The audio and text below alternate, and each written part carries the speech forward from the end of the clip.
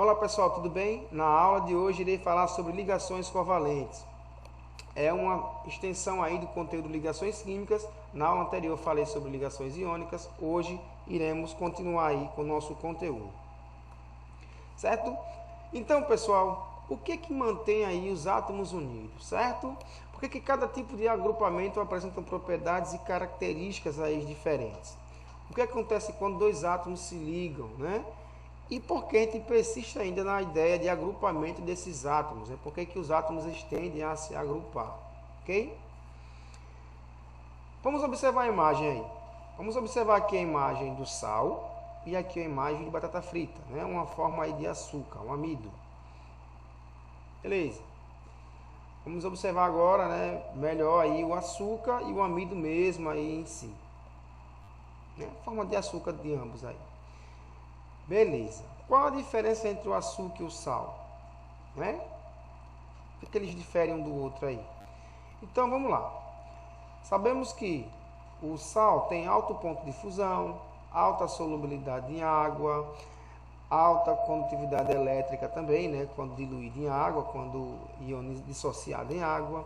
Já os compostos covalentes aí, né? Por exemplo, aí o açúcar, já antecipando aí nosso conteúdo, possuem baixo ponto de fusão, né? Alta solubilidade em água, não conduz corrente elétrica, certo? Qual é a diferença nas propriedades aí que liga esses átomos? Olha, para o composto iônico, a ligação iônica, né, para um composto iônico como o sal, o eletrovalente ocorre por meio de transferência de elétrons de um átomo para o outro.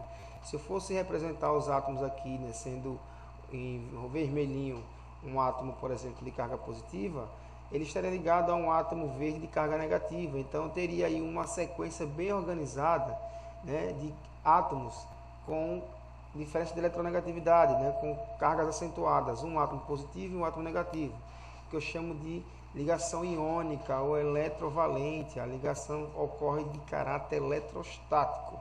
Já no composto molecular, as ligações não ocorrem por esse fenômeno, esse processo, né? Os átomos se mantêm fortemente unidos pela relação de equilíbrio entre cargas, e isso dá uma consequência bem definida para os compostos moleculares e os compostos iônicos. Nos compostos iônicos, como as ligações são de caráter eletrostático, né, cargas positivas e cargas negativas, o que vai acontecer com eles? Eles vão ser estruturas bem mais fortes, né, bem mais estruturadas, porque as ligações ocorrem devido a essa interação entre cargas. Já nos compostos moleculares, não. A consequência disso nos compostos iônicos é que eles irão apresentar os maiores pontos de fusão, né, para romper essas estruturas, será ter que fornecer mais energia, terá altos pontos de fusão, altos pontos de ebulição, condutividade aí, solubilidade em água elevado, uma vez que são formados por cargas. Quando adicionado em água aí, essas cargas elas se dissociam. Já nos compostos moleculares, né, eu não tenho uma dissociação, eu tenho aí apenas uma solvatação. A molécula está ali no meio, certo? Dissociada, certo? Ok? Vamos lá. Como é que ocorre aí a ligação covalente ou molecular, né? As ligações covalente ou molecular são aquelas que os átomos tendem a compartilhar elétrons. Mais uma vez a gente está falando sobre teoria do octeto, né? Os átomos tendem a compartilhar elétrons, não é mais nem ganhar nem perder, sim compartilhar, para adquirir a estabilidade do famoso gás nobre. Então, opa, só antecipando aqui, passei, né? Então, o que é que vai acontecer? Essas ligações, como são ligações covalentes ou molecular, ela vai ocorrer necessariamente com maior frequência entre hidrogênio e os ametais, ou ametais com ametais. Lembrando, nas ligações iônicas eu tinha aí os metais com os ametais, né? É uma diferença acentuada de carga. Já nas covalentes, não. Eles vão compartilhar, esses átomos vão compartilhar para atingir a estabilidade de um gás nobre. Então vamos lá para a primeira formação de uma ligação covalente normal. Quando uma ligação covalente é formada, nenhum dos átomos envolvidos perde ou ganha, como eu falei anteriormente. Eles compartilham.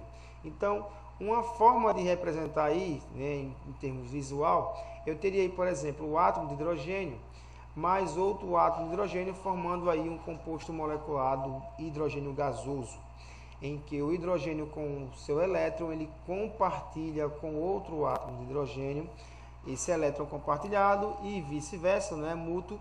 Então, o hidrogênio que só tinha um elétron, ao fazer a ligação covalente normal, ele passa a adquirir 2 elétrons, adquirindo a configuração aí do gás hélio, que é um gás nobre, né? Ok? Então, a fórmula eletrônica para representar aí foi proposta por Lewis, em que eu apenas coloco a carga pontiforme, né? Só os pontinhos. E se a ligação ocorreu, eu faço a interligação aí, né, com um quadradinho fechando os elétrons dentro desse quadrado, e aí eu trato agora como par de elétrons, certo? Par de elétrons. Então, na ligação covalente, o termo muito comum é falar em pares de elétrons. Sua fórmula estrutural é representada apenas por um traço e sua fórmula molecular só o símbolo aparecendo aí N vezes quanto for necessário. Observa aí o átomo de oxigênio, né? O átomo de oxigênio tem 8 elétrons na sua estrutura total, sendo 6 elétrons na sua última camada de valência. Para esse átomo ficar estável, né, teria que adquirir mais 2 elétrons para poder adquirir a estabilidade de um gás nobre. O que é que vai acontecer? Ele vai se ligar a outro átomo de oxigênio, compartilhando esses 2 elétrons, né? Ele não tem como ganhar nem perder. O que ele vai fazer? Se ele quer formar um composto aí entre outro átomo de oxigênio, eles compartilham. Então, ao compartilhar, ninguém ganha, ninguém perde, é compartilhado. A representação aqui da molécula fica bem clara, em que vemos aí o compartilhamento de elétrons, sendo que agora cada oxigênio consegue aí adquirir 8 elétrons. Na fórmula eletrônica de Lewis, eu posso representar com esse quadradinho aqui com os elétrons dentro, né? Fórmula eletrônica de Lewis, ou apenas 2 traços informando que cada traço foi uma ligação formada, como foram 2, né? 2 ligações, certo? Eu tenho uma extensão para o átomo de nitrogênio, que também ocorre da mesma forma, né? O nitrogênio está na família 5A. Para adquirir a estabilidade, tem que refazer, né, 3 ligações, tem que ganhar 3 elétrons. O que é que ele vai fazer? Vai compartilhar esses 3 com outro átomo de nitrogênio, aí assumindo também, né, nesse compartilhamento, um total de 6 elétrons aí para a estrutura. Então, o nitrogênio, né, da minha esquerda, que necessitava de mais 3 nitrogênio, ao reagir com outro átomo de nitrogênio, eu tenho um compartilhamento de elétrons, certo? Beleza. Então, pessoal, formação da ligação covalente dativa ou coordenada. Como é que se forma esse tipo de ligação? Pessoal, a ligação covalente dativa ou coordenada, ela só vai surgir quando o meu átomo em questão já realizou suas ligações que tinham que realizar, né, podendo ser ligações simples ou duplas, como vimos aí, ou até triplas, né? Se houver par de elétrons livres entre esses átomos, aí sim eu poderei fazer uma ligação coordenada, que eu também posso chamar de dativa, certo? Então vamos lá compreender aí qual átomos e qual família permite que faça essas ligações covalentes dativas.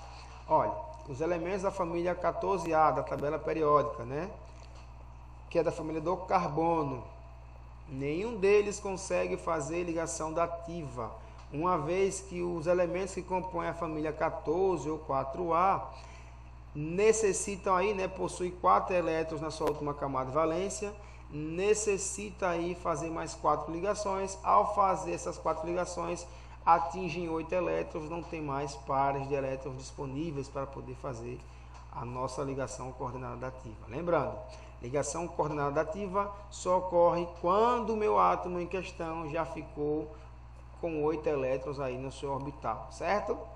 Então, vamos agora para o primeiro caso que eu posso ter uma ligação coordenada dativa. Os elementos que compõem a família 15 ou a família 5A. Por exemplo, aí o fósforo. O fósforo tem 5 elétrons na sua última camada de valência. Para se estabilizar, necessita fazer 3 ligações. Ao realizar as 3 ligações, né, ele adquiriu aí sua estabilidade química, ele tem um par de elétrons aí sobrando, ele pode fazer uma ligação coordenada ativa. Talvez fique mais claro com essa representação. Olha lá. Em família 14, né? Por exemplo, aí, família 14 ou família 4A. Tem o carbono, silício e germânio. Eles possuem 4 elétrons na sua última camada de valência, certo?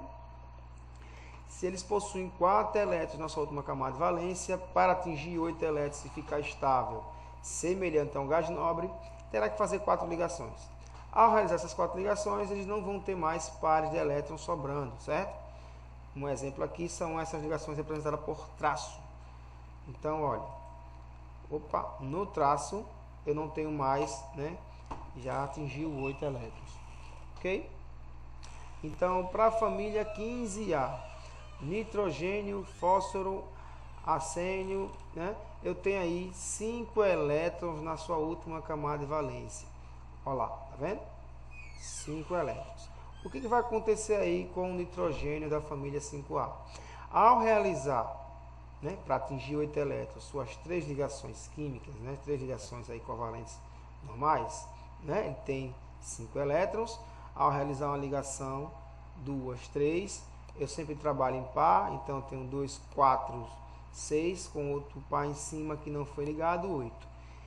De forma geral, ao realizar as 3 ligações que necessita para atingir 8 elétrons, sendo da quinta família, o nitrogênio tem um par de elétrons que fica ali sobrando. Então, se o nitrogênio realizar as 3 ligações e sobrar aí, né, um par de elétrons, ele pode fazer uma ligação covalente coordenada dativa. Já o da família 6A, o 16, o oxigênio, o enxofre, selênio, telúrio e polônio, eles aí têm 6 elétrons na última camada de valência, né? Ó, tá vendo? É a parte bacana da representação de Lewis. Família 16 ou família 6, né, que é a mesma coisa. Só preciso colocar os 6 pontinhos que representam 6 elétrons da camada de valência. Lembrem disso. Então, para ele ficar estável, necessita fazer 2 ligações. Então, ao realizar suas 2 ligações, o oxigênio, né, ele realizou 2 ligações aqui, ó, por exemplo, sobrou par de elétrons livres. Quanto? 2. Então, o oxigênio pode fazer aí, né, 2 ligações coordenadas dativas. E os elementos da família 17 ou 7, como é o caso do flúor aí, ele ao realizar uma ligação, né, ele possui aí 3 pares de elétrons aí que vai fechar o seu octeto.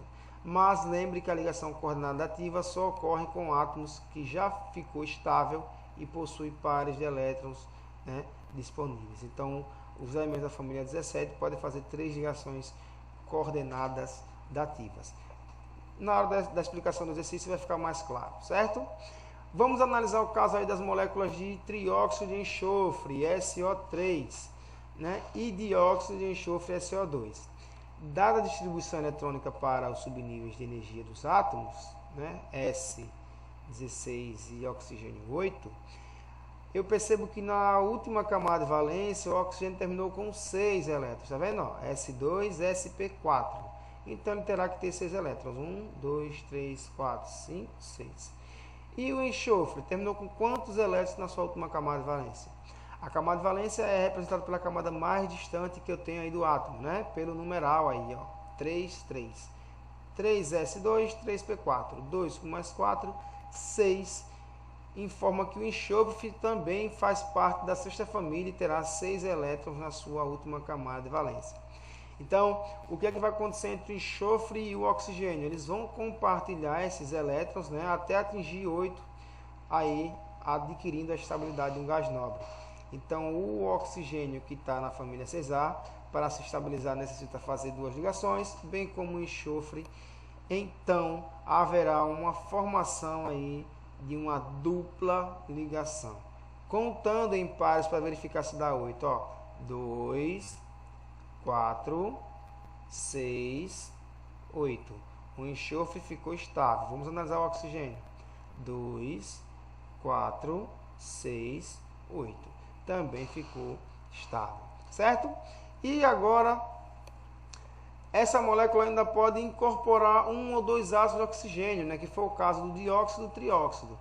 Tal fato só pode ser explicado se o enxofre utilizar um dos seus pares de elétrons não envolvidos em ligação para formar um ou dois pares, né, dativos com o oxigênio. Então, é o que eu falei anteriormente. Após a ligação química ser estabelecida e meu átomo central está já com 8 elétrons na sua camada de valência, né, na sua estrutura, olha lá, vamos lá para o enxofre, 2, 4, 6, 8.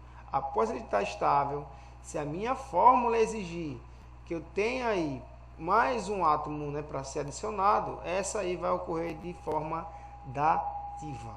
Lembrando, outra coisa importante, certo? Outra coisa importante é que eu tenho que determinar qual vai ser o meu átomo central. Lembre-se que o átomo central é aquele átomo que consegue fazer o maior número de ligação, certo? O hidrogênio, em hora alguma, poderá ser o átomo central, porque ele só pode fazer uma ligação, certo? Outra molécula que não pode ser explicada somente com a ligação covalente normal é a do monóxido de carbono, CO. O interessante dessa molécula é que a ligação covalente coordenada ocorre com um átomo mais eletronegativo. Tem aí, né, o meu carbono e oxigênio.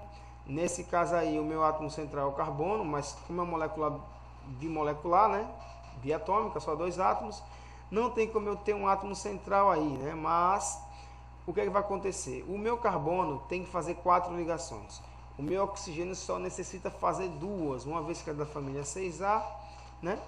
Para atingir 8, só precisa de 2. Então, ao realizar a sua dupla ligação, o oxigênio já ficou estável, tá vendo? 2, 4, 6, 8. E o carbono? 2, 4, 6. Ele ainda precisa fazer uma ligação, né, simples, ou uma dupla, fazer 2 ligações, né, para ficar estável. Então, o que é que ele vai fazer?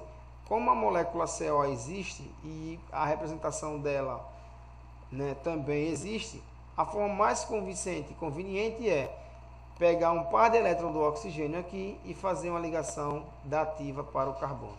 Ao fazer essa ligação coordenada ou dativa, esses 2 elétrons passam a formar 2 ligações com o carbono, ok? Beleza. Ligações covalentes coordenadas nos ácidos oxigenados. Eu vou explicar com os exemplos para ficar mais fácil. Vamos lá. Pessoal, vamos determinar a ligação covalente para a molécula de água. Como é que ficaria aí, né, para a molécula de água? Ó, para a molécula de água, que tem aí, né, hidrogênio e oxigênio em sua composição, HS1, né? Para o número atômico 1 aqui, ó, do hidrogênio, a camada de valência do hidrogênio é 1s1, que só tem um elétron. Para o oxigênio, que tem número atômico 8, ao fazer a distribuição, eu vejo que na camada de valência do meu oxigênio, né, ele possui aí 6 elétrons. Como é que ficaria a representação para essa estrutura da água? Então, eu tenho aí meu oxigênio com 6 pontinhos, que representam a camada de valência. A partir de agora, eu não vou estar mais tendo necessidade de estar fazendo a distribuição eletrônica, apenas eu localizo ele na família e a depender da família que ele esteja lá locado, o número que representa a família será o número de elétrons que eu terei que distribuir na superfície aqui, ao redor do átomo, ok? Então, para o oxigênio que está na sexta família, tem 6 elétrons, na sua última camada de valência, terá que ter 6 pontinhos ao redor dele. Beleza. Como a forma da estrutura aí em questão é H2O, o meu átomo central é o que menos se repete, né? Se eu tenho 3 átomos aí, hidrogênio, hidrogênio e oxigênio, o meu átomo central só pode ser o oxigênio. Então, representei aí meu hidrogênio com 1 elétron, o meu oxigênio com 6. Como são 2 hidrogênios, né? Um de um lado, um do outro, o oxigênio no meio, a ligação ela é formada quando eu fechar esses quadradinhos. E aí eu vou contar para ver se está dando 8. Ó. Para o oxigênio, tenho 2, 4, 6, 8. Adquiriu a estabilidade. Para o hidrogênio ele também tem que atingir a estabilidade do gás hélio, que é 2. Ele já tem aí 2 na sua configuração. Ok? Vamos aí para a fórmula estrutural. Seria representado por H, um traço, o elemento oxigênio, outro traço H. Essa é a minha fórmula estrutural. Já a fórmula eletrônica é essa que nós fizemos anteriormente. Certo? Vamos determinar a ligação covalente para a molécula de HCN. Como é que eu determino aí a ligação covalente para a molécula de HCN? O hidrogênio está na primeira família, o carbono na quarta e o nitrogênio na quinta. Como é que eu faço aí? Então, o hidrogênio na primeira família terá um pontinho, porque é da primeira família. O nitrogênio da quinta família terá 5 pontinhos ao redor dele. E o carbono da quarta família terá 4 pontinhos. Vou lhe fazer uma pergunta. Qual desses 3 átomos aí é um forte candidato para ser o elemento central? Pessoal, um forte candidato aí nesse caso para ser o elemento central é o átomo que consegue fazer o maior número de ligação. Ele consegue fazer o maior número de ligação. Então, vamos imaginar aí. O nitrogênio, né, ele tem mais elétrons. Olhe, cuidado. O nitrogênio, por ter 5 elétrons, para ficar estável, necessita fazer quantas ligações? Fazer 3, porque se ele já tem 5, ao realizar 3 ligações, ele irá atingir 8. Precisa fazer 3 ligações. O meu carbono tem quantos elétrons na sua camada de valência? Tem 4. Então, para o carbono ficar estável, ele terá que fazer quantas ligações? 4 ligações. O hidrogênio não entra porque ele só precisa fazer 1. Então, qual desses 2 átomos consegue fazer o maior número de ligação? O nitrogênio, que necessita fazer 3, ou o carbono, que necessita fazer 4? Óbvio que aí vai ser o carbono. Então, o meu átomo central é o carbono. Então, reorganizando, eu tenho o meu carbono, que terá que fazer 3 ligações com o meu nitrogênio, né? Uma vez que o nitrogênio é da família 5A, terá que se estabilizar e aí vamos mandar bala para estabilizar o nitrogênio. Ao estabilizar o nitrogênio, eu venho e confiro se ele adquiriu, né, o octeto, adquiriu 8 elétrons. Vamos lá, 2, 4, 6, 8. O nitrogênio também já ficou estável. Vamos analisar o carbono. 2, 4, 6, 7. Terá que fazer uma ligação química para se estabilizar. Eu conto sempre em pares, ok? 2, 4, 6, 8. Então, meu carbono ficou estável e meu hidrogênio, ao realizar uma ligação, assumiu a configuração do hélio, certo? Vamos analisar aí mais um exemplo aí, né? Eu tenho aí a fórmula estrutural, em que eu tenho hidrogênio traço carbono, tripla ligação de hidrogênio, e a fórmula eletrônica de Lewis aí para ele, ok? Vamos determinar a ligação covalente para a molécula de CO2. Como é que ficaria a molécula de CO2? O carbono é na quarta família, terá que fazer 4 ligações. Já dá para ter uma noção aí, né? Até olhando para a fórmula, que é CO2. Eu tenho um carbono e 2 oxigênios. Então, o meu átomo central só pode ser o carbono, certo? Então, vamos lá organizar nossa estrutura. O oxigênio é da sexta família, mencionamos anteriormente, então ele vai ter necessidade de fazer 2 ligações. O carbono da quarta família terá que fazer 4. E aí vamos compartilhar esses elétrons. O elétron do carbono vai ser compartilhado com o oxigênio e o elétron do oxigênio vai ser compartilhado com o carbono. E assim, né, eu tenho a minha fórmula aí eletrônica. Se eu não organizar meus eletronzinhos, né, quem está começando a fazer vai ficar assim um pouco torto, sem um detalhe bacaninha, né, sem um design bonitinho.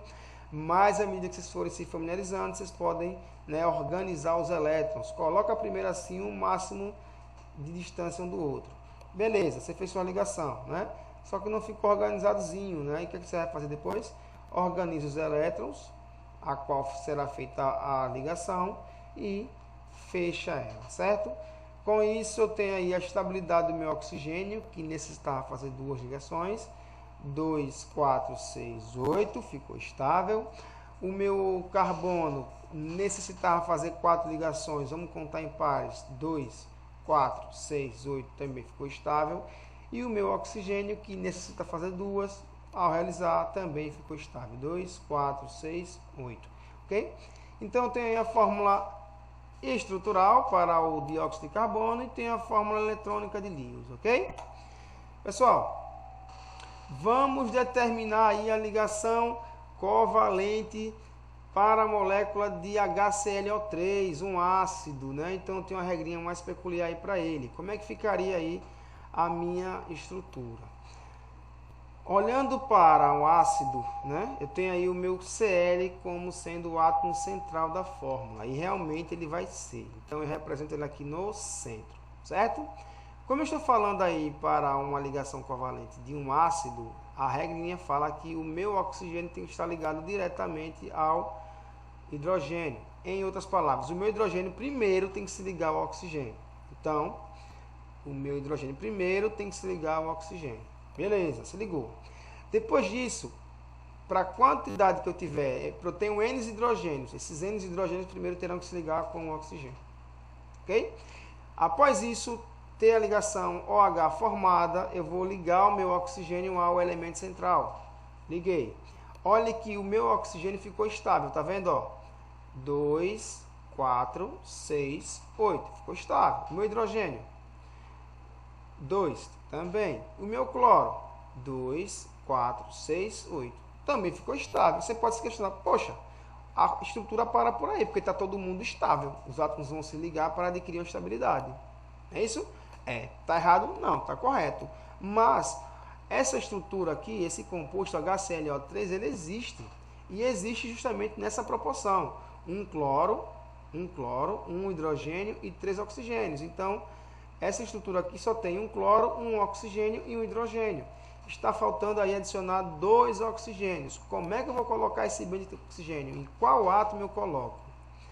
Visto que meu átomo central é o cloro, e após o meu átomo central realizar sua ligação e ficar estável, se o mesmo possuir pares de elétrons livres, só se houver pares, ele poderá fazer uma ligação coordenada dativa quantas vezes estiverem aí em par. Como o cloro aí já ficou estável e tem 3 pares de elétrons, ele pode fazer 3 ligações coordenada dativa. Nesse caso ele fará uma, né, com o oxigênio e outro fechando aí de forma coordenada dativa com uma seta, né? Esse par de elétrons passa para ser somatória do oxigênio, então tenho 2, 4, 6, 8, o átomo ficou estável.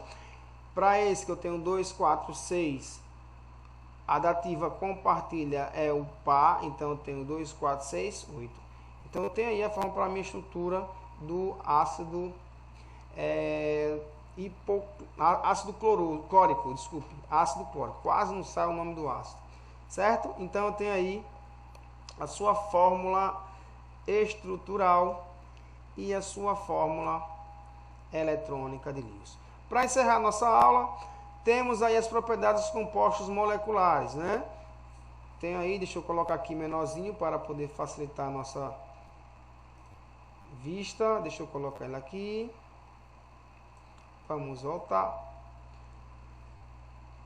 As propriedades dos compostos moleculares, né, eles apresentam propriedades muito interessantes. Um exemplo aí, o grafite diamante, que é formado apenas por átomos de carbono, diferindo apenas na sua disposição espacial. No grafite, os átomos estão dispostos na forma de folha, o que faria aí, em termos aí, ligações parecendo uma resma. Desculpe, falta de água. Já no diamante, são estruturas bem mais organizadas, o que vai conferir no final propriedades diferentes, né? Primeiro pelo brilho, a capacidade de reluzir a luz, né? Ele consegue ter um alto índice de refração. Por mais que o ambiente esteja escuro, se tiver um pouquinho de luz, o diamante ele irá brilhar, né? Ele irá decompor a luz aí. Já o grafite não tem essa forma, né, esse aspecto. É frágil, ele quebra com facilidade, uma vez que as estruturas dele está parecendo uma folha de caderno. Qualquer tensão aí, né, de cisalhamento, ele vai ser quebrada. Por isso que o grafite é usado para escrever. Já o diamante é um material duro. Em forma geral, os compostos aí moleculares possuem aí pontos de fusão baixo, alta solubilidade em água e não conduz corrente elétrica. Exemplo aí também de composto molecular é o álcool. Pessoal, com isso encerro essa aula. Ficou um pouco extensa, mas tentei aí alcançar meu objetivo. Espero que tenha conseguido.